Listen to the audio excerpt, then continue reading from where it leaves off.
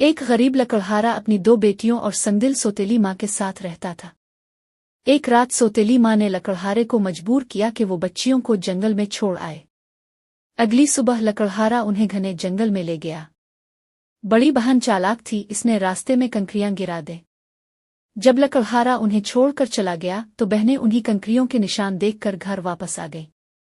سوتیلی ماں کو بہت غصہ آیا اور اس بار وہ انہیں دوبارہ جنگل میں لے گئی، مگر اس بار بڑی بہن کے پاس کنکریاں نہ تھیں۔ اس نے روٹی کے ٹکڑے گرائے لیکن پرندوں نے وہ کھا لیے اور وہ دونوں راستہ بھٹک گئیں۔ چلتے چلتے انہیں ایک عجیب سا گھر ملا جو مٹھائیوں اور چاکلیٹ سے بنا تھا۔ بھوک سے بحال وہ اسے کھانے لگے۔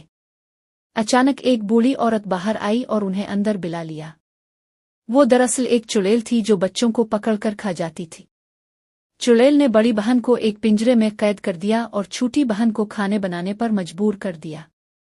وہ بڑی بہن کو کھلانے لگی تاکہ وہ موٹی ہو جائے، لیکن وہ چالاک تھی، وہ چڑیل کو انگلی کے بجائے ایک پتلی ہڈی دکھاتی رہی۔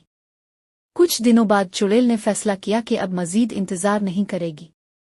اس نے چھوٹی بہن سے تنور جلانے کو کہا، مگر چھوٹی بہن نے بہانے سے چڑیل کو تنور کے اندر جھانکنے پر مجبور کیا اور جیسے ہی وہ جھکی اس نے اسے دھکا دے کر اندر گرا دیا۔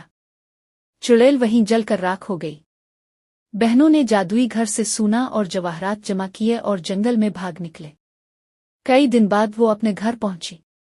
لکڑہارا اپنی بیٹیوں کو دیکھ کر بہت خوش ہوا۔ سوتیلی ماں مر چکی تھی اور اب وہ سب ہنسی خوشی رہنے لگے۔